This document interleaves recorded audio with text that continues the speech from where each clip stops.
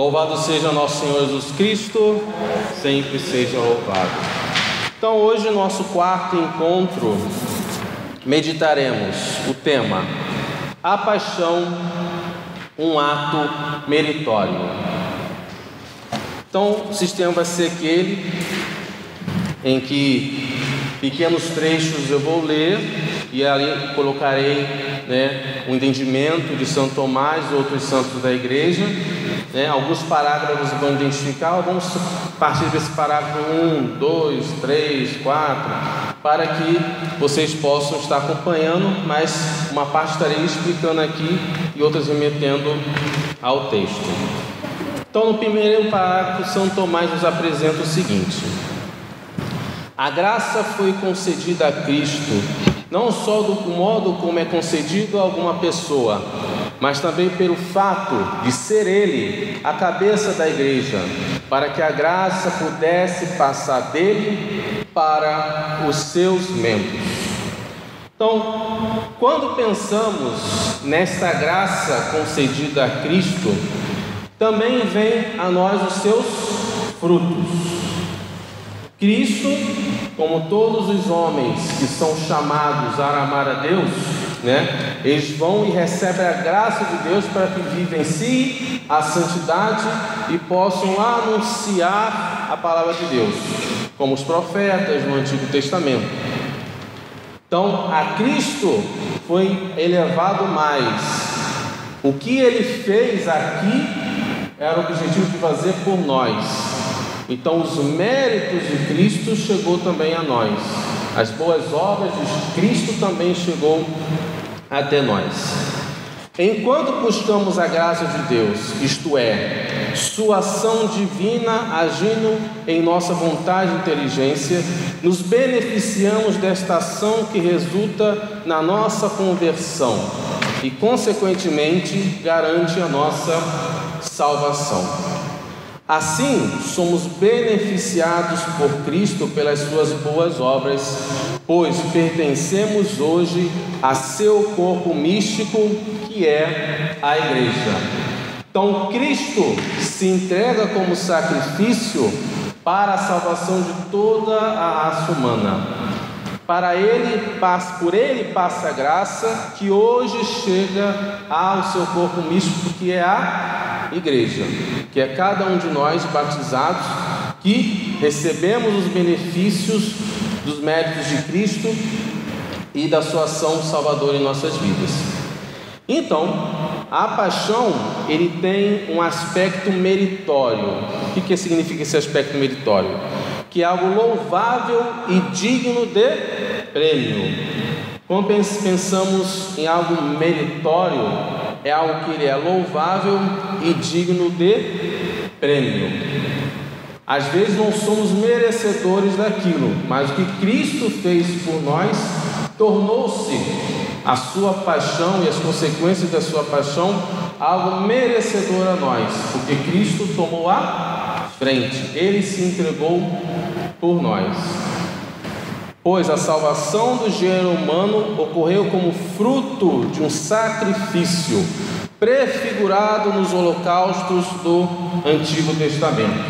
Então, no Antigo Testamento, o povo hebreu fazia inúmeros sacrifícios.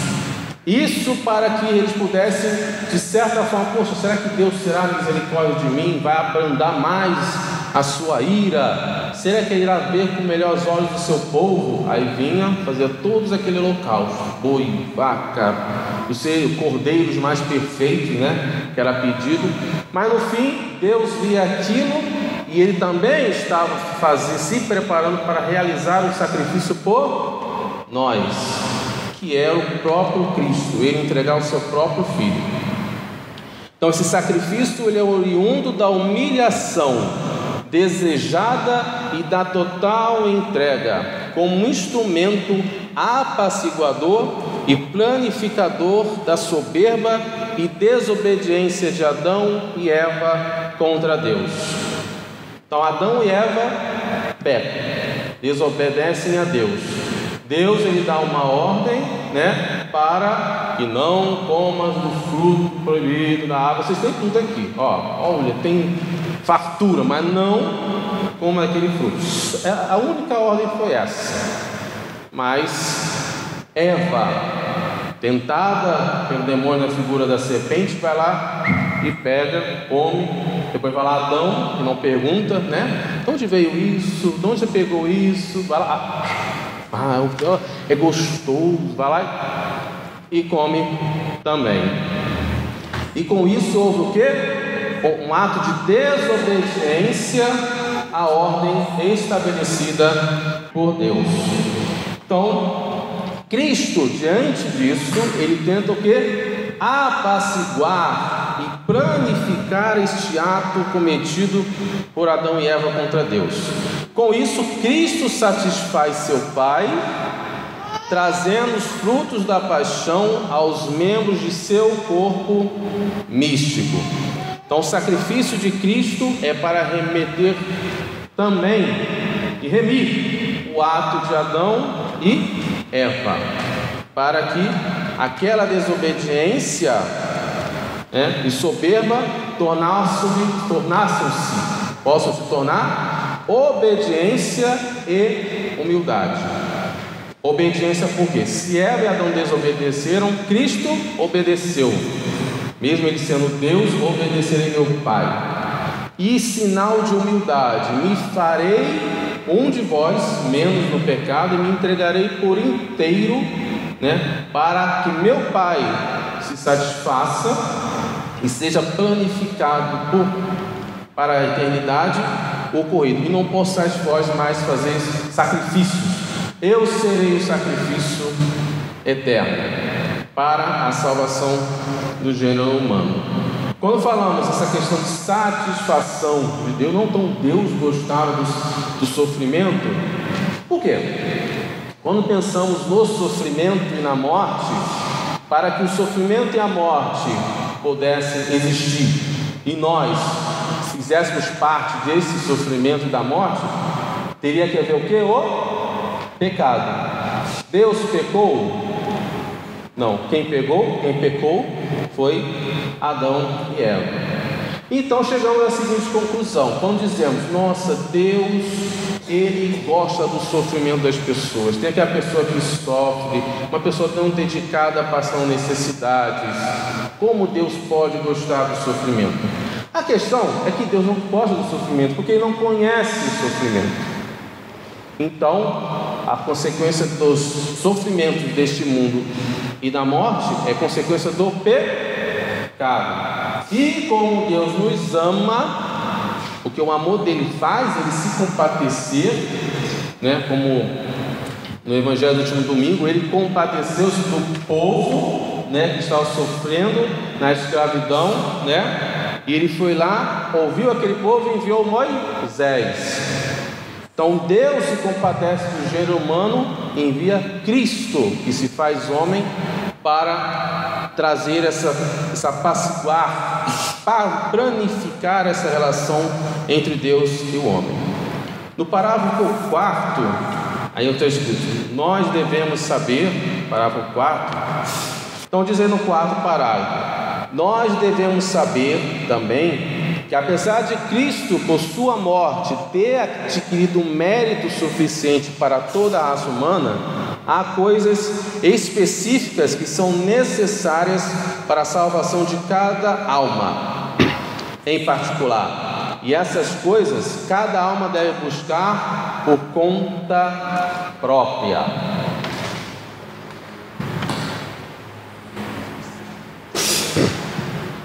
Então, Cristo vem, salva a raça humana por inteiro. Então a salvação está garantida.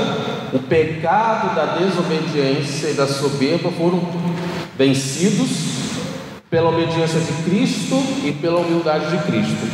Mas cada alma é chamada a buscar a sua salvação particular por conta própria. Primeira observação aqui que o quê? A paixão de Cristo surtiu um efeito universal, que é a salvação e redenção do homem. Então isso é claro, né? Ficou claro, né? Mas todo efeito surge de uma causa, e esta causa deve ser contemplada, estudada e vivenciada para colocar em ação o seu efeito pretendido. Em outras palavras, a causa da salvação universal do homem é a paixão de Cristo. Então eu, como bom católico, irei contemplar, estudar e vivenciar esta paixão, para que seus efeitos pretendidos, que é a minha salvação, né, possa ser atingida. Então eu vou para a causa da minha salvação, eu vou para a cruz de Cristo. Enquanto muitos fogem da cruz, nós católicos somos chamados a ir à cruz, carregar a nossa cruz de cada dia, como ele pediu, e ir até Ele, que o jugo e o fardo dele são leves, e tornam o nosso jugo, nosso peso, nossa cruz leve, porque Ele a carregou por cada um de nós. Ele a carregou por aqueles do Antigo Testamento, a Antiga Aliança, e carregou pela Nova Aliança, nós que hoje fazemos parte do corpo de Cristo. Então somos chamados a contemplar, estudar e vivenciar esta cruz, né? Fruto da paixão, o lenho da cruz. Assim, todo homem particular é chamado a adentrar esta causa universal, que é o lenho da cruz.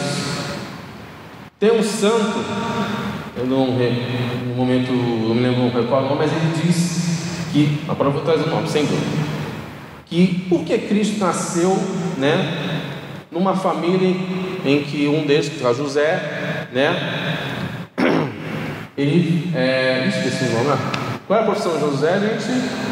É um carpinteiro. Porque Cristo nasceu na família cujo o pai era um carpinteiro? Por causa do lenho da cruz, porque o próprio Cristo, né, acabou aprendendo a profissão, né? Então, o carpinteiro, no fim, ele veio com uma família que tinha um carpinteiro, prefigurando que morte também ele iria, né? Que era a cruz. Mentira.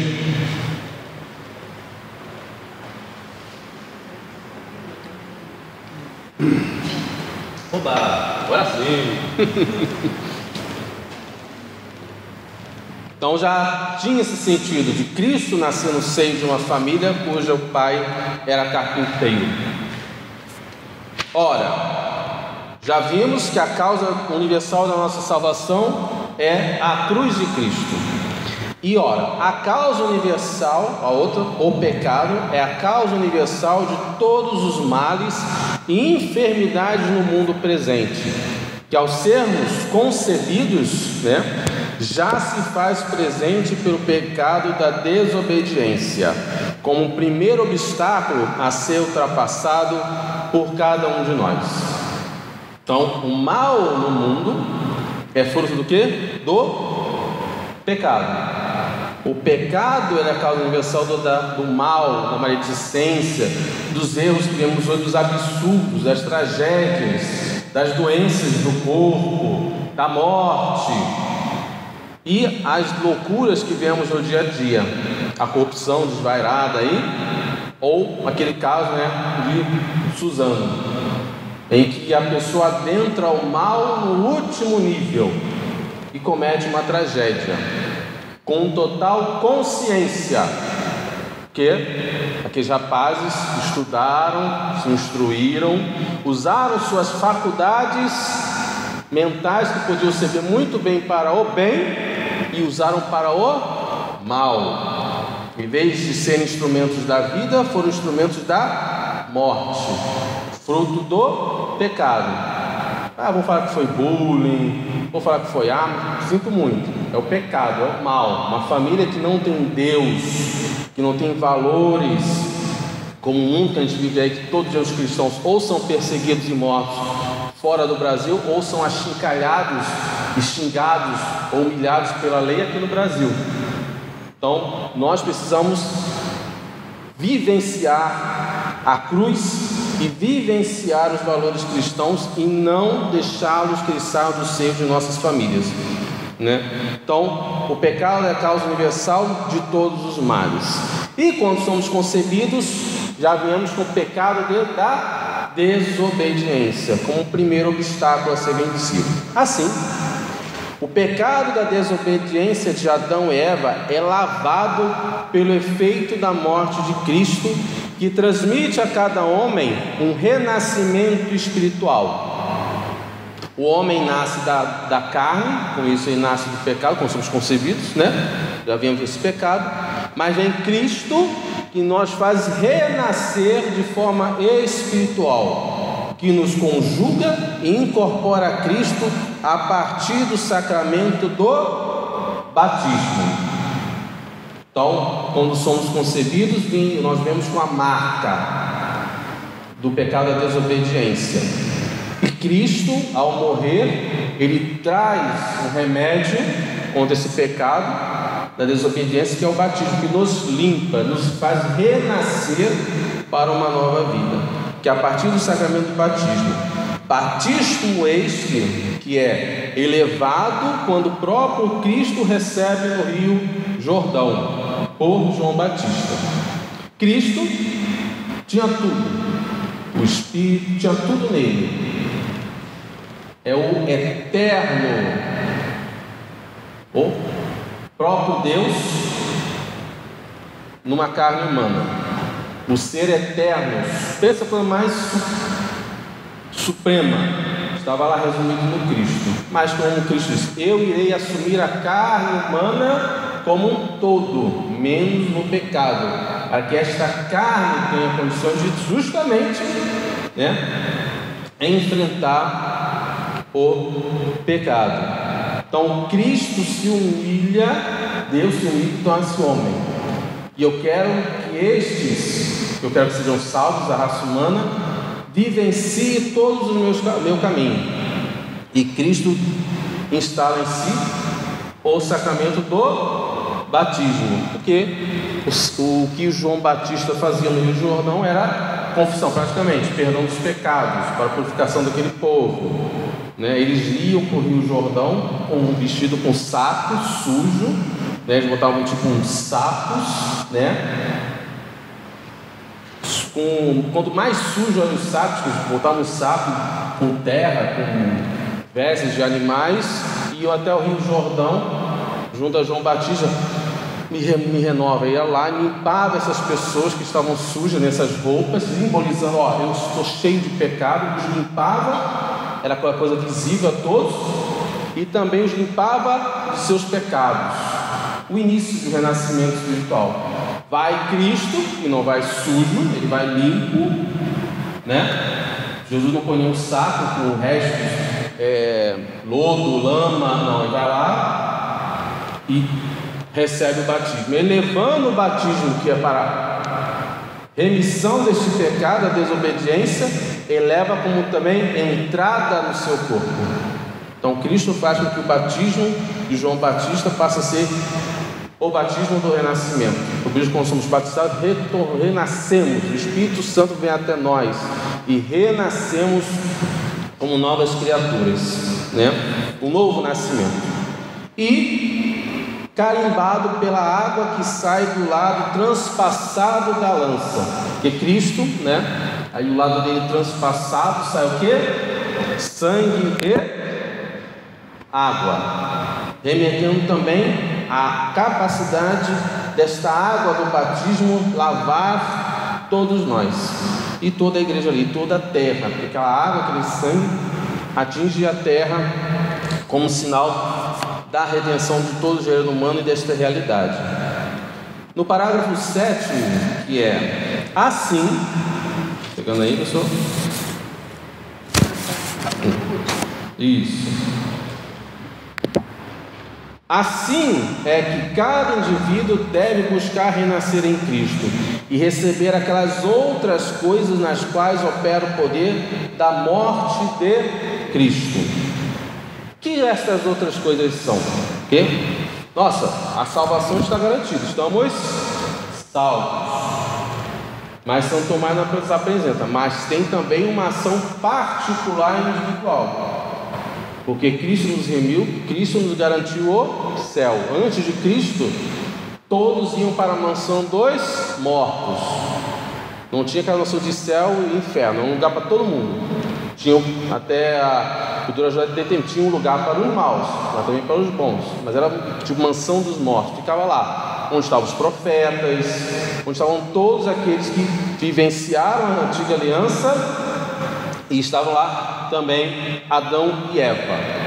E também José, que já tinha falecido. José está também nessa mansão. Imagina José vendo seu filho ir lá e resgatar. Não, a imagem, né?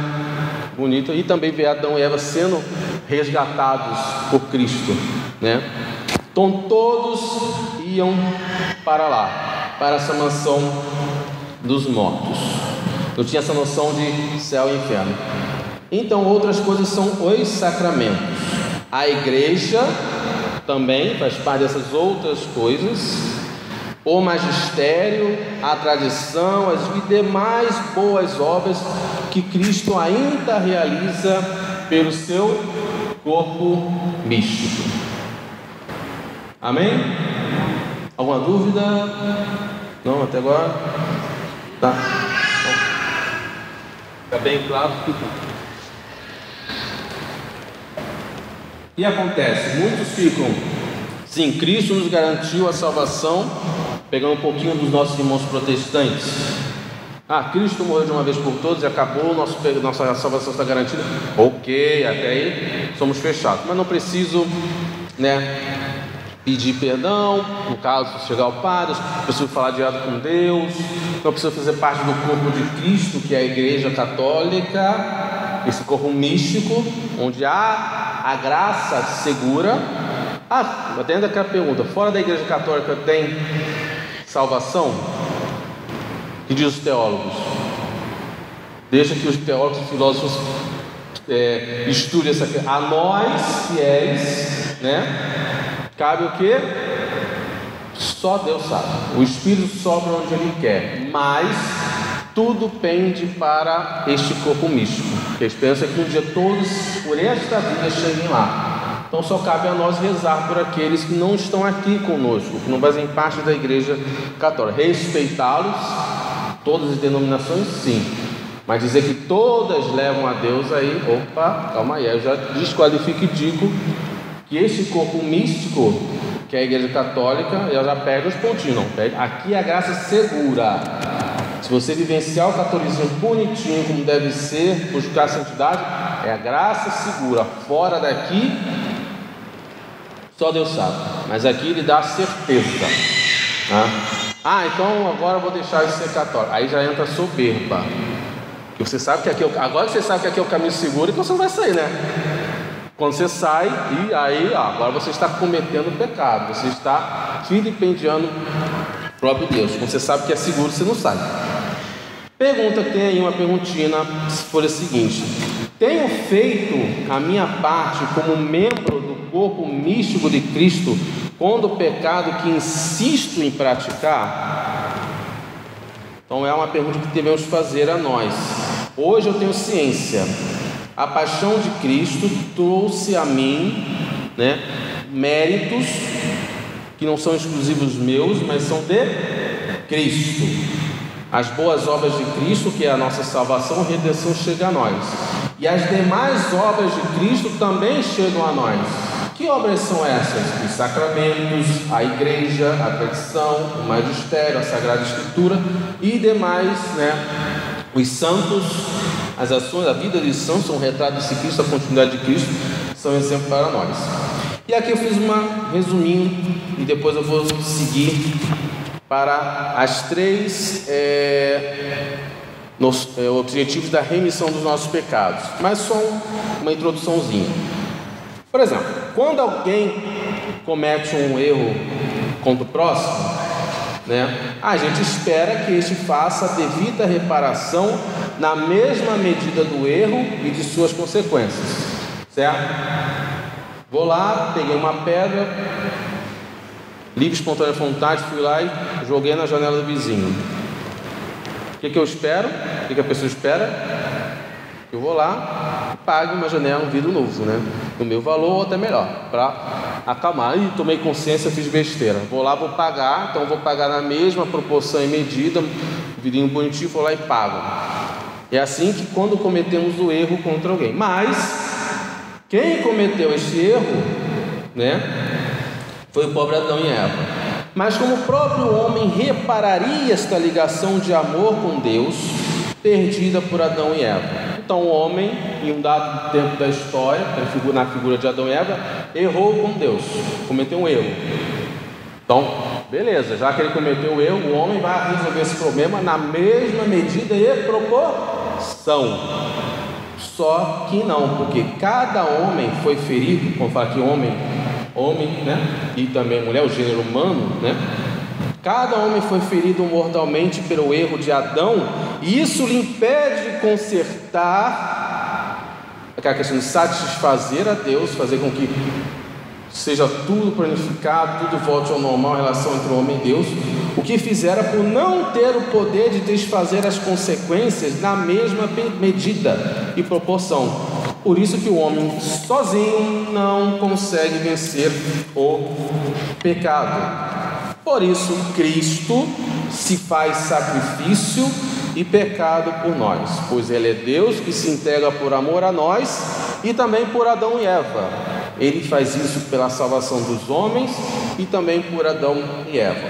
Onde o pecado se faz extremo, o amor de Deus supera e transborda.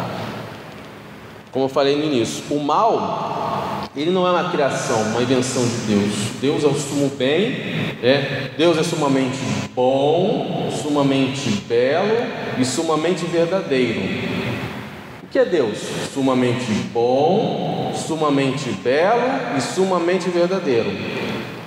Não entra, esses são os três. Então são três virtudes, qualidades que Deus, além de outras, né, infinitas, mas nenhuma delas entra o mal. Por isso que diz, né, onde superabundou o pecado, superabundar também a graça, porque do mal Deus tira um bem maior, né?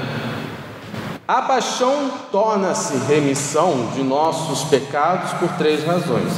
Aí eu vou entrar nos três pontinhos aí, 1, 2 e 3, que está no folhetinho, né, que se explica por si só, né? Não preciso entrar em muitos detalhes desses três. Por quê? A paixão torna-se remissão de nossos pecados por três razões. Primeiro, porque nos incita a amar a Deus.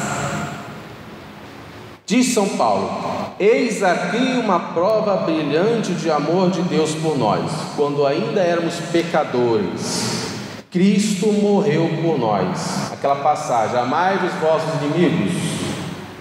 Deus nos amou primeiro, quando éramos inimigos dele, entregues ao pecado. Cristo nos amou pela caridade, obtemos o perdão dos pecados, como está dito no Evangelho. Seus numerosos pecados lhe foram perdoados, porque ela tem demonstrado muito amor. Então, amar a Deus é um fruto da paixão de Cristo. Com isso remite também os nossos pecados. Porque, segundo, é um ato de redenção. Sendo Cristo Ele mesmo nossa cabeça, por sua paixão, sofrida por amor e obediência, Ele libertou a nós, seus membros, de nossos pecados, como se fosse este o preço de sua paixão. Assim como o homem pode, por algum ato de bondade que fizer com as mãos, libertar-se de um erro que cometera com os pés. Pois, como o corpo natural do homem é uno, composto de diferentes membros, assim é a igreja, corpo místico de Cristo, considerado uma mesma pessoa com sua cabeça, que é o Cristo. Então, Cristo é a cabeça invisível, né? Na igreja. Está lá, nos orientando por seu Espírito. O Espírito Santo é, como falei no nosso primeiro encontro, a gente é formado de corpo e alma. E nossa alma, ela é espiritual. E vem o Espírito Santo para nos dar força a esta alma espiritual que está subjugada pelos nossos pecados, pelos nossos erros, para que tenhamos forças contra o pecado que feriu o nosso corpo. Então esse Espírito Santo, fruto, né? O que é o Espírito Santo? O Espírito Santo é o fruto do amor do Pai com o Filho. O que é o Espírito Santo? O amor que o Pai tem pelo Filho e o Filho pelo Pai. Quando Cristo morre na cruz, agora é o amor do Espírito Santo, é o amor do Pai pelo Filho, do Filho pelo Pai e pelo Espírito por nós. O Espírito Santo nos ama, por isso que Ele quer erguer esta alma espiritual e por isso que devemos pedir o Espírito Santo sempre, né? Pois, como o corpo natural do homem é uno, compôs de diferentes membros, assim é a igreja, o corpo místico de Cristo. Então nós que fazemos parte da igreja católica, devemos ter Cristo como a nossa cabeça.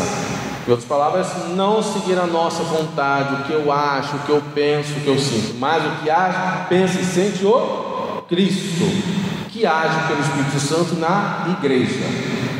Terceiro, pela sua eficiência, pois a natureza humana pela qual Cristo sofreu sua paixão é um instrumento de sua natureza divina. Por isso, todas as ações e paixões de tal natureza humana, operadas para libertar do pecado, foram operadas por um poder que é divino.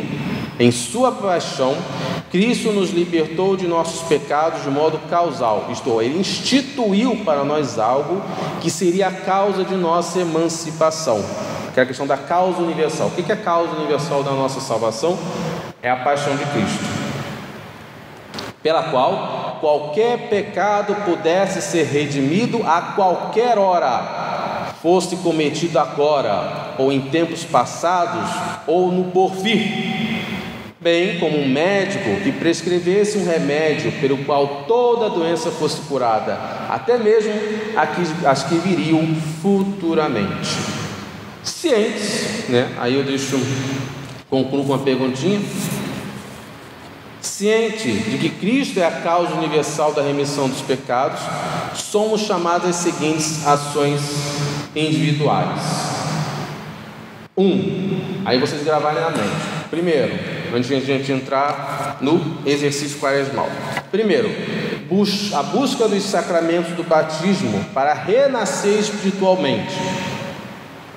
A gente faz isso com as crianças, certo? Então, qual é a responsabilidade? Tenho crianças mesmo, mas pelos nossos irmãos evangélicos. Não, mas Cristo, Ele batizou quando adulto. Sim, batizou como adulto, porque até determinado tempo da sua vida, Ele quis viver no seio familiar. Ele quis viver o máximo com Maria e o máximo com José. Ponto final. Ele quis viver como trabalha uma família humana. Até agora eu sei a relação entre mim, Jesus, na eternidade, antes de Ele se encarnar, e a ciência, a minha relação com o Pai e o Espírito Santo, família trinitária, essa é a minha relação. Beleza, agora eu vou me encarnar, assumir a natureza humana, dar a ela dignidade, mas eu preciso vivenciar o ser humano no todo, menos no pecado, mas preciso ter uma relação, estar com outros. Então Deus coloca no caminho, né? Estabelece uma virgem preparada, chamada por Montfort, a serva oculta, a serva fiel, Maria, Nossa Senhora, que é a serva oculta e a serva fiel, que nem o diabo sabia da existência dela aqui. Então Maria, nem que Jesus viria por uma família, porque, por exemplo, o demônio, como um dos santos, se não me engano, São Jerônimo, ele avalia que o diabo ele não sabia que Cristo viria numa família a partir de uma virgem, né, prometida em casamento. Ele esperava que Jesus viesse num casal velhinhos ou um casal, né, maduro já casado, dos casados, estão casados os dois. Então Jesus vem Gabriel, vocês vão conceber o Salvador. Né? Então Deus é esperto, enganou ele, não, vai vir de uma virgem desposada por um membro da família de Davi. Então Cristo viveu o seio familiar, viu a dor de perder alguém, por exemplo, ele viu José morrer, né? Ele sentiu a dor da perda, né? A alegria de José ver seu filho na mansão libertando deve ser enorme, né? Então esse tempo que Jesus deu, que quando ele completou 30 anos, agora eu vou começar a minha missão. E foi começando indo até o Rio Jordão, ser batizado, para dar a nós, né, a noção de que o batismo é o início desse renascimento espiritual. Vocês foram concebidos no pecado, agora serão redimidos, terão uma vida nova nas águas do batismo. Então esse negócio de tempo, adulto, criança, ou como nossos irmãos protestantes, né? Só quando adulto, não tem fundamento. O fundamento é esse: Cristo viveu o máximo seio familiar, que também Jesus seguiu os 10 mandamentos, né? Honrar pai e mãe. Então devia garantir que Maria estivesse bem para ele começar a sua missão. Também tem isso, né? Jesus não ia largar, né? Deixa a sua mãe só, até que sua mãe o acompanhou também. Mas ele queria viver ao máximo essa família, esse seio familiar. E o batismo é esse renascimento. Por isso que somos chamados a batizar as crianças, para que já cedo elas tenham conhecimento de nós, como Maria e José, darmos aos nossos filhos, como Maria e José deu a Jesus quando criança. Jesus, quando criança, é a mesma coisa. Deus está ali, o supremo sumo está ali resumido naquele corpinho. Mas Maria e José foram chamados a ensinar Jesus a falar, a andar, ensinar as leis. Então é a mesma coisa para nós com as nossas crianças. Segundo, a confissão. Então procurar o batismo para renascer e a confissão para o perdão dos pecados particulares. Por isso que diz aqui, lá em cima no 3, pelo qual qualquer pecado pudesse ser redimido a qualquer hora, fosse cometido agora, ou em tempos passados, ou no porvir, bem como um médico que prescreve um remédio para quem ficar doente, uma doença agora ou depois. Então, esse é o sentido do sacramento da confissão, para o perdão dos pecados particulares que cometemos, que é o da desobediência de Adão e Eva, se foi com o sacrifício de Cristo e sai de nós pelo batismo. E Cristo estabelece o sacramento da confissão, quando dá o poder, né? A quem perdoar os pecados serão perdoados, a quem tiver serão retidos. Então, se estamos em pecado, procuremos o quanto antes o remédio contra os pecados de hoje, de amanhã. Não tenha vergonha, procure a confissão, faça uma boa confissão. Segundo, uma fé viva que não compactua com o pecado e que tem o sangue de Cristo como meio de propiciação, de remir, de nos limpar, de nos livrar, principalmente pela comunhão, momento ideal para clamar a fé formada e graça de Deus sobre a nossa bondade. Então, quando comungarmos, é na comunhão que Cristo alimenta nossa alma, e é aquele momento que eu devo pedir a Deus mais fé e pedir a Deus a sua graça. É o mínimo que você... o que eu vou rezar quando receber a comunhão? Não tem. Mas a recomendação universal é, quando comungar, pedir mais fé. Jesus me dê fé. Jesus me dê graça. Não a graça, né, das coisas, das benesses, dos bens, não. A graça de Deus mesmo. Deus agir na minha vontade. Ele me guiar com o seu Espírito Santo para a minha conversão. E terceiro, a santidade, né? Se fazendo Cristo por completo.